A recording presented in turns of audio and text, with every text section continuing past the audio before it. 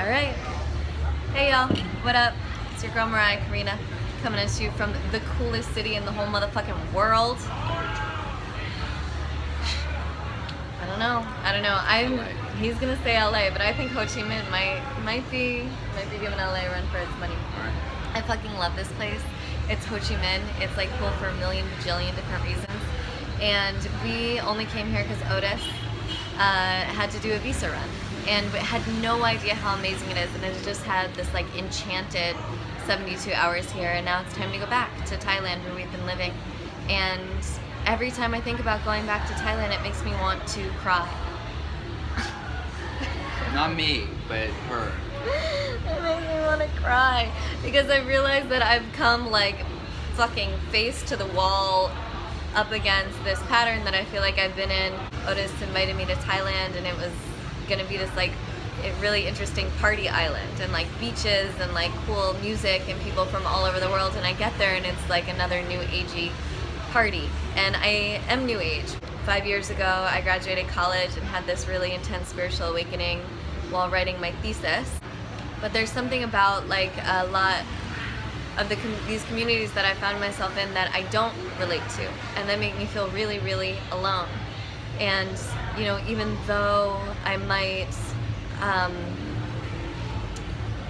you know, have like a similar approach to health and wellness, and might like have the fact that spirituality is a part of me, right? And so of course if I want to be able to meet people as all of myself, like I need to meet people where spirituality is a part of the conversation and isn't like looked at with scorn and endless skepticism.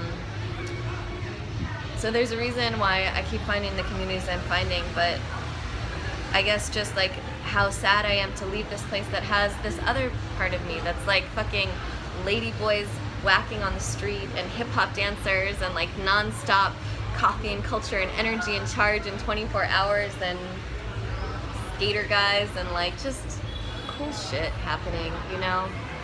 Like getting here and connecting to something and realizing like how much it makes me like want to cry to think about like going back to Thailand and how I really feel alone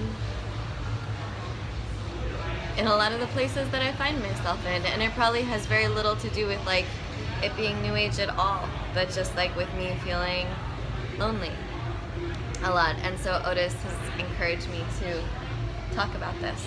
So I've found that I recently had a pretty intense, by my standards, depression, and I felt like I had to do something, or this was just going to continue to spiral. And ultimately, I just, with a hunch, started making videos where I shared about my depression, my experience of feeling depressed, and put myself on screen feeling depressed. And in a really kind of shocking turn of events, doing so and receiving feedback and continuing to share and receiving feedback ultimately really pulled me out of the depression, and I feel like the act of being vulnerable and sharing your vulnerability with the world, it really takes the charge off of the thing that you're feeling. And so my guess would be that someone feeling lonely, part of what is hard about it is that like, well, cool people aren't lonely. Cool people have people around. And so if I say I'm lonely, then I have to acknowledge that, you know, maybe there are ways in which I don't feel like a cool person. And now all kinds of stuff from childhood and teen years and just the past in general start coming up.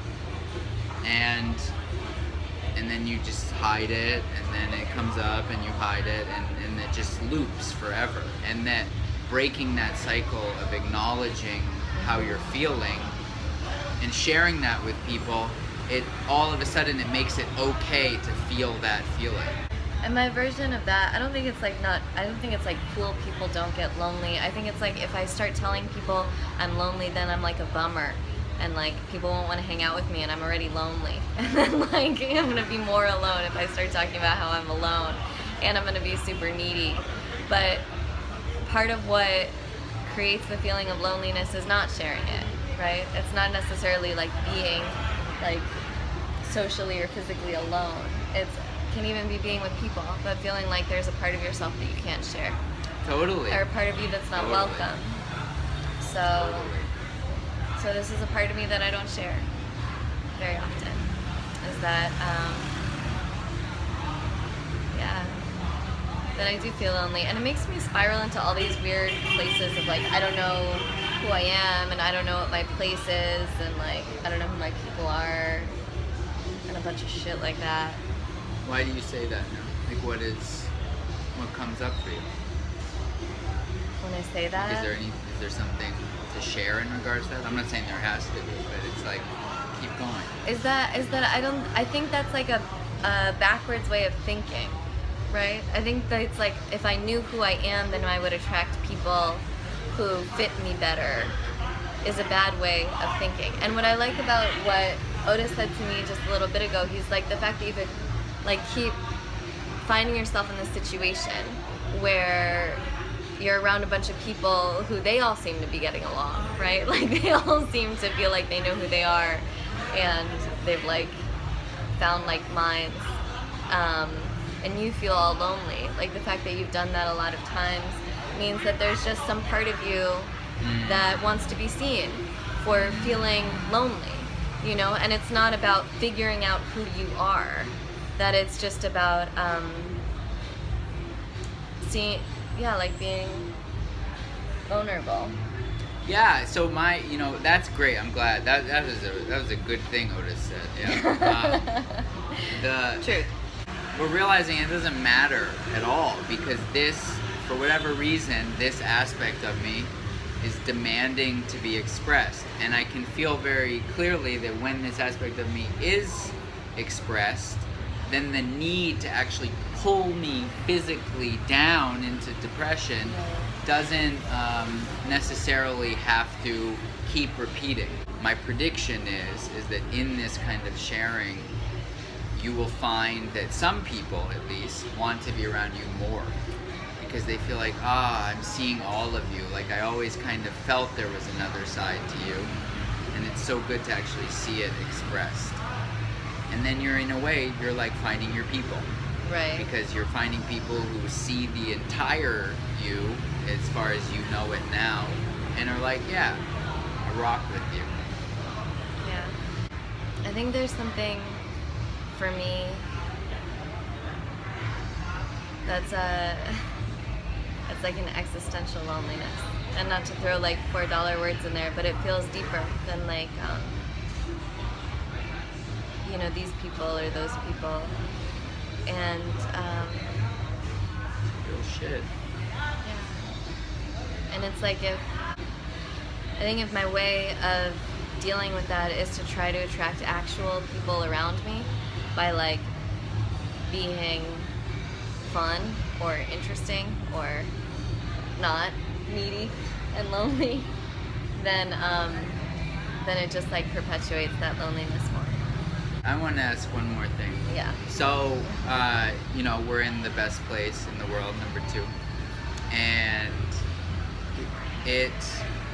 we had a very random and amazing encounter today, which I will briefly recount. I bought some jackfruit because I love jackfruit, and a guy came up to us and he's like, "What's that?" And I was like, "Have some." And then we ended up talking, and we had a wonderful talk, and we went to dinner together, and it was, it was a wonderful thing. And I felt like I saw you kind of come to some of this stuff in a new way than I have seen before, and share it with this guy. And it was what I would experience as like a test run of what it's like to be open about these kinds of feelings with, just a person. And I did an interpretive dance in the street. She did. About my loneliness. She did. It was like, I went like that, yeah. She put her head down, she kind of, she went in circles. but also just the sharing too, verbally. Yeah. So how was it? I mean, is there any feeling from it now? I mean, it felt really good. It felt really good for me to do. Is there any lightness that you feel from it? I mean, no is a totally fine answer.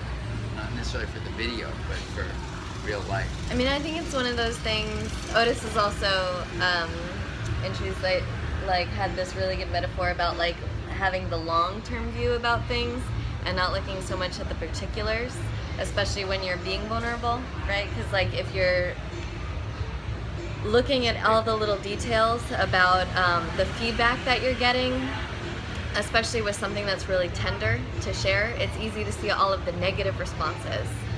And like, don't pay attention to that, right? Like, ignore that shit and focus on the long game of the fact that for me, it's important for my heart and being and soul and wellness to express this part of me and to integrate it as part of my wholeness. And like, I can't get too fixated on what like one guy at dinner does, or if like I start talking and someone cuts me off, or if like people talk over me, or if they bring the conversation back to themselves, all of which in my opinion happened, right? But don't pay attention to that shit. That shit doesn't matter, because I'm playing the long game, motherfucker, about liberation and the wholeness of my expression, of my being in the world. So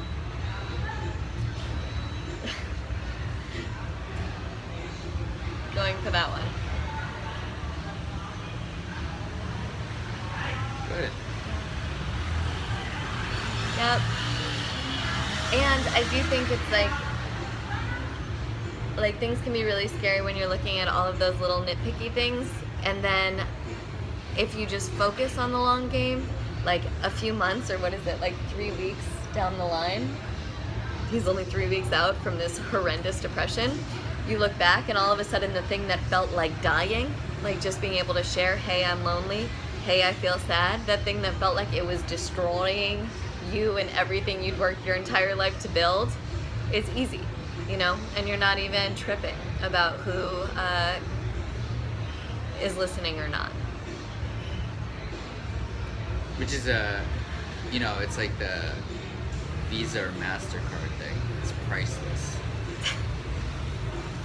It's like Visa or MasterCard. It's priceless. It really is.